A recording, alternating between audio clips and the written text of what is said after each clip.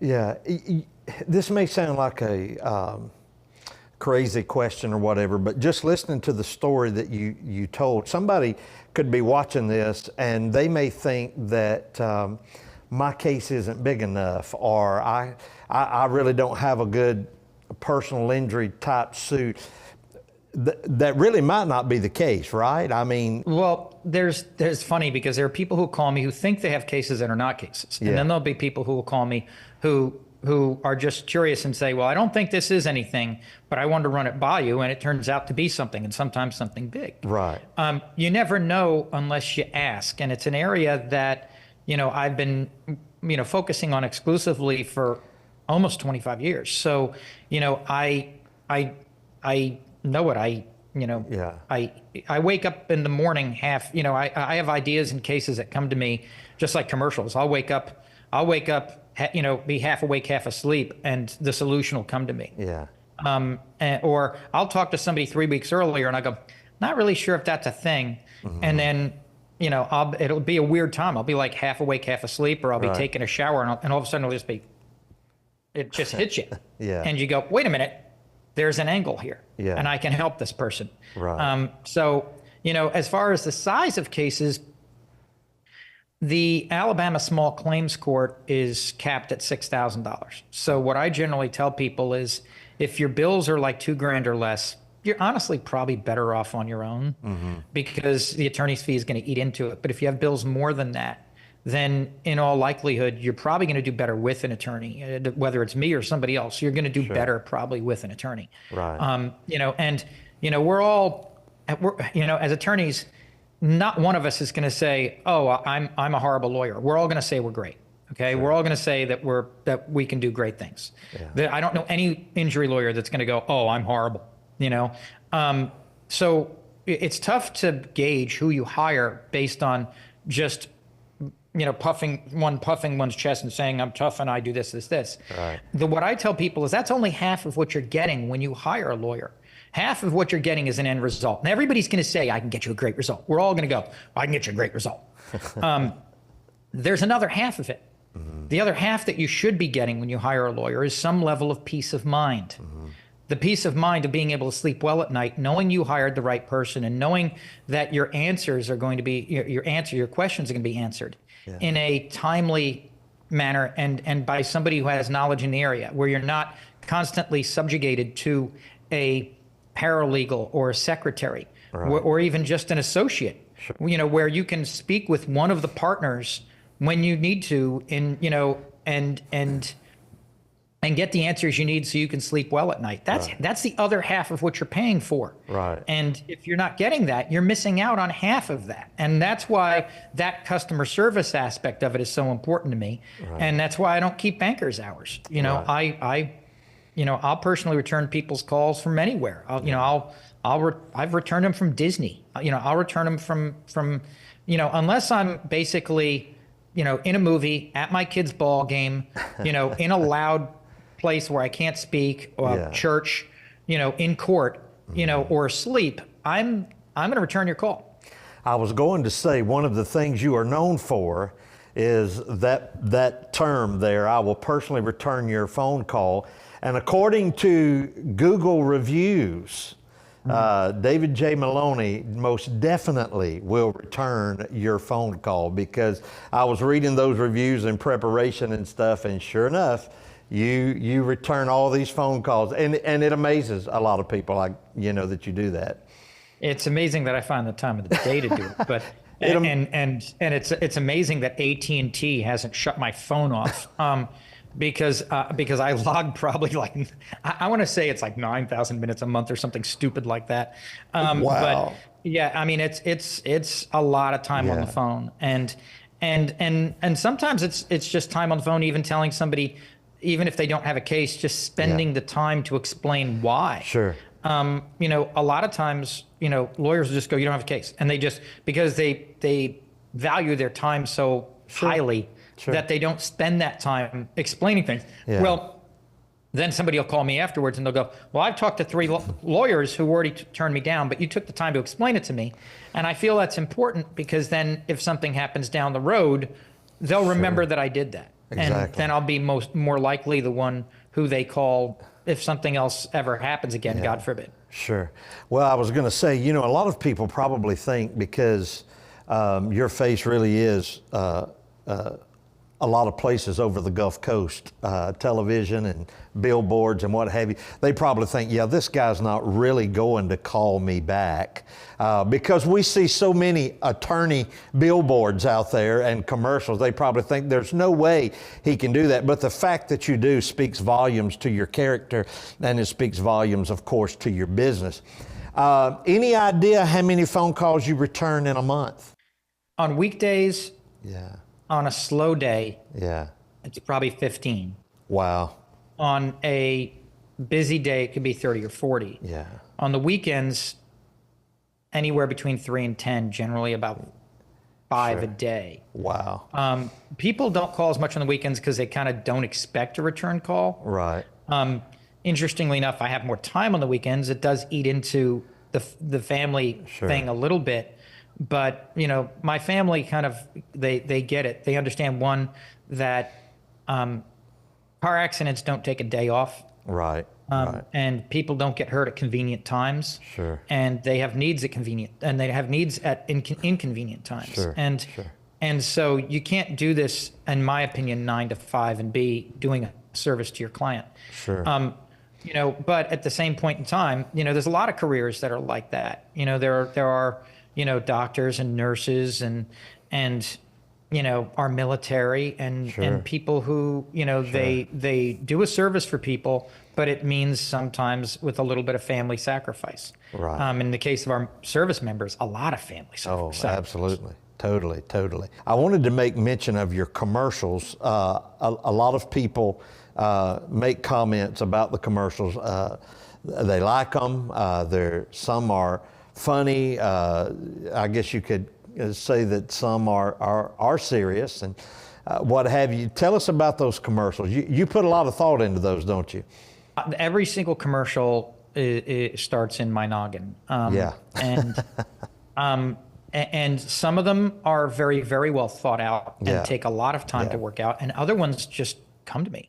Yeah. Other ones just hit me, and I go, wow. Like I said, I could be talking to somebody, and you might say something to me, and I might respond in a particular way, and go, oh wow, that would make a great commercial. I had a car that I was selling. And I was talking to the buyer on the phone, and I was walking into a small little restaurant, and it was one of those ones where you order at the counter and then they bring it to you. Mm-hmm. And I walked in, and a fella and the fella at the counter, the manager or owner of the restaurant, says, "Hey, chase any ambulances lately?" And my response, just immediately, I just said. I said, no, at this stage in my career, ambulances chase me. Very good. And I went, I got to write that down. Yeah. And I wrote it down, and that became a scene in one of our Super Bowl ads. Mm-hmm. And it was only something, and I probably wouldn't have responded that way, except for that I had the guy in my earpiece, and I knew he heard the guy say chasing the ambulances lately, so I felt like, okay, I just intuitively, I was like, I got to come up with something witty, or come up with a witty response, and that was it, and that ended up being one of the funnier parts of a commercial. So sometimes it comes up just talking to somebody. Like I said, sometimes it just pops into my head when I'm half awake, half asleep, when I'm taking a shower. Different things pop up at different times. My son, who was, I want to say he was 12 or 13 at the time. I think he was 12. He came up with the idea for the emu head in the bed in our Godfather parody. Okay. Originally, we had a different scene, and I was telling him the story about the horse head for some reason.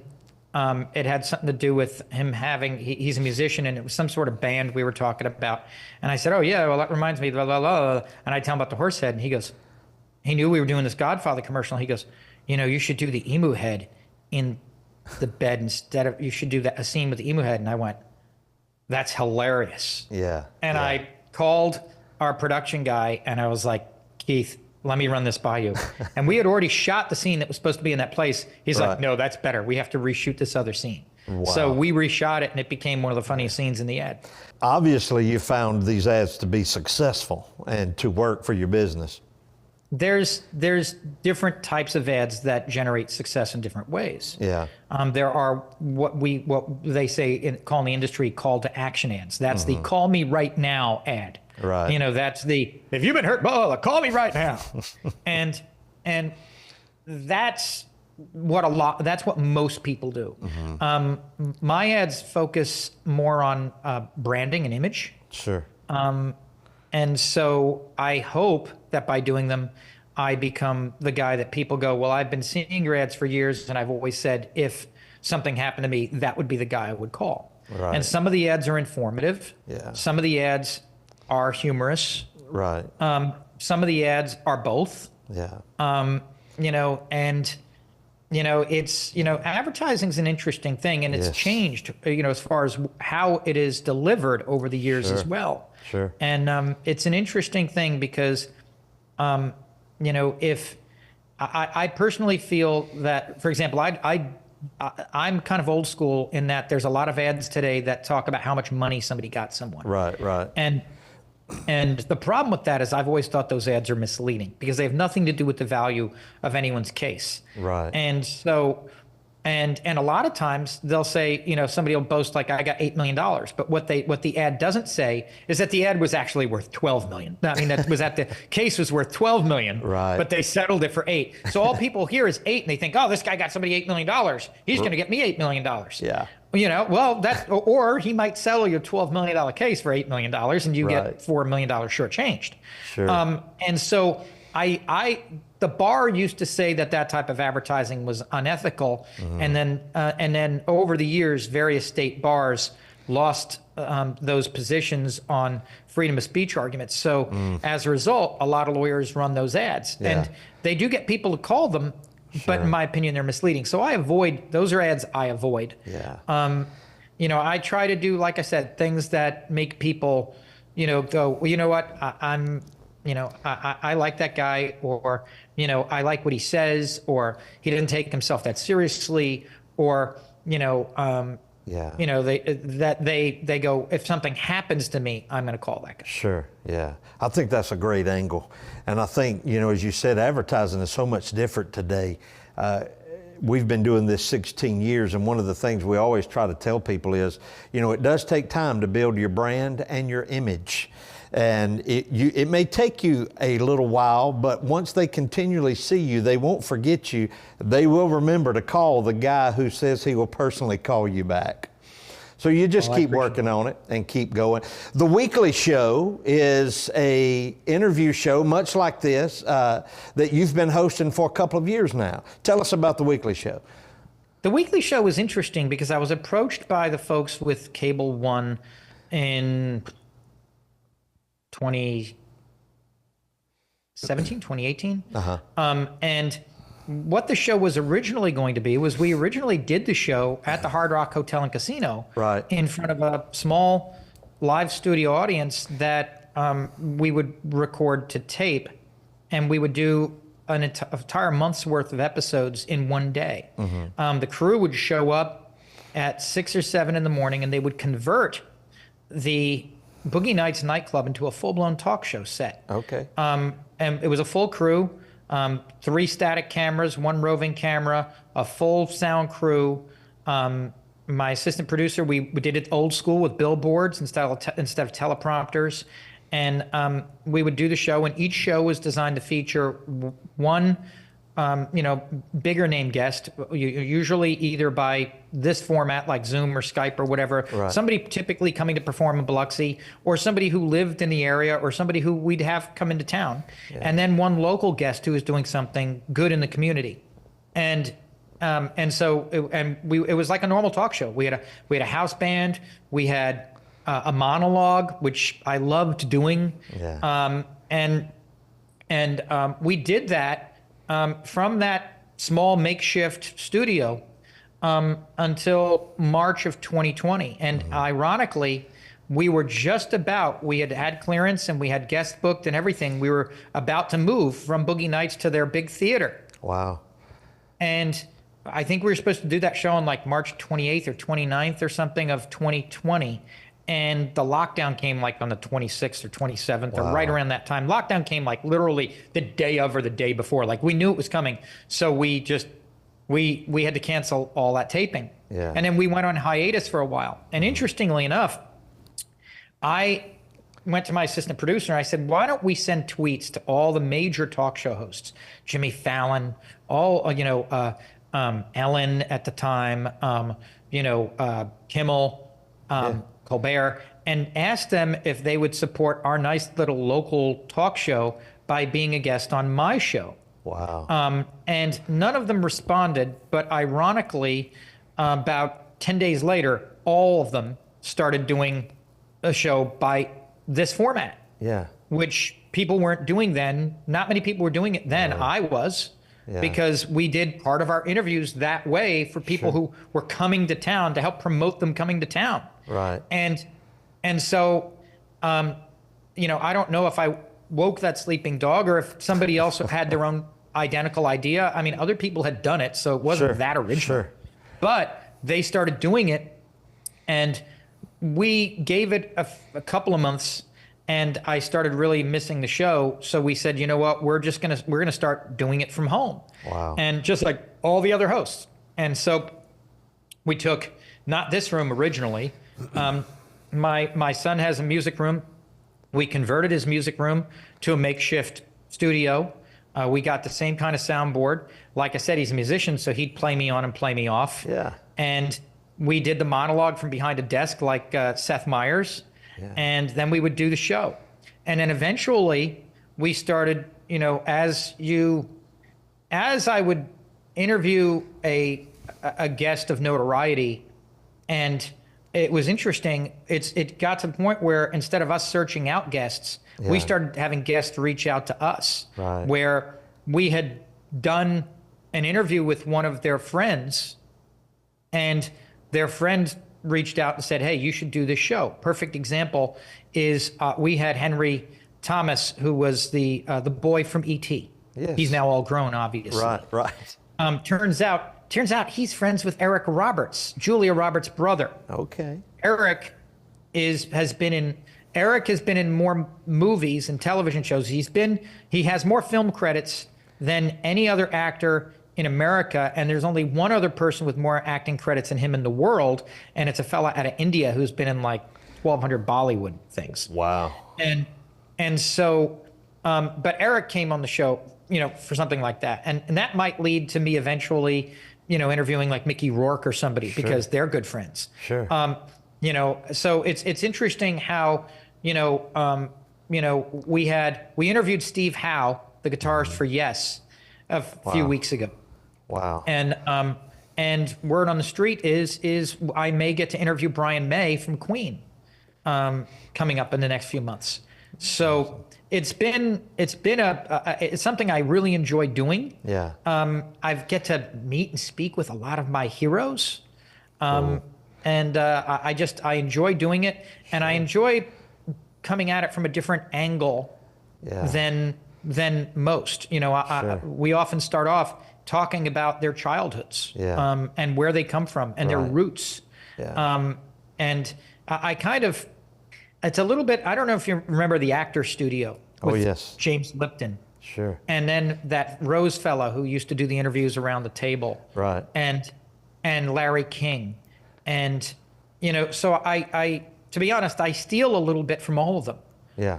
Sure. I watched, when I watch a talk show, I watch it from a different perspective now. Sure. I watch it from perspective of how can I improve what I'm doing. Right. When I have somebody on. And it's weird for me to sit on this side of the interview. I understand that. Yes, I do. At this point. Yeah.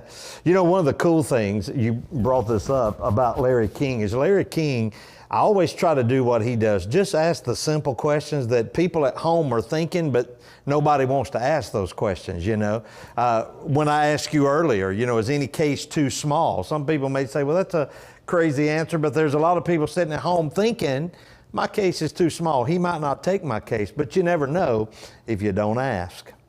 Yeah, no, and like I said, if the medical bills are relatively low, if it's just treat and release at a hospital, you know, the insurance company will probably, you know, give you some money so that they can get a settlement release, hoping that it doesn't become something bigger later. But the other thing I'll tell people is if it's an injury case, don't do it right away because sometimes injuries will creep up on you. You'll wake up one morning and something bugging you that you didn't realize 2 days earlier. Yeah. You know what I mean? Some of these injuries can be insidious, and they'll, you know, and you'll wake up a few days later. And let's put it this way. I can go work out in the gym and I feel great after I do it. And then for the next 2 days, I feel like a truck hit me. Yes. So what happens if an actual truck hits you? Right.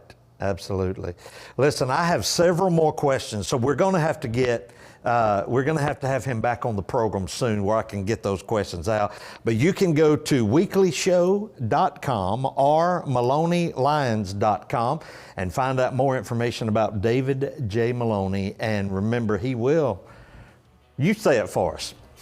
Well, I am David J. Maloney, and I will personally return your call. There you go. I will still personally return your call even after all these years.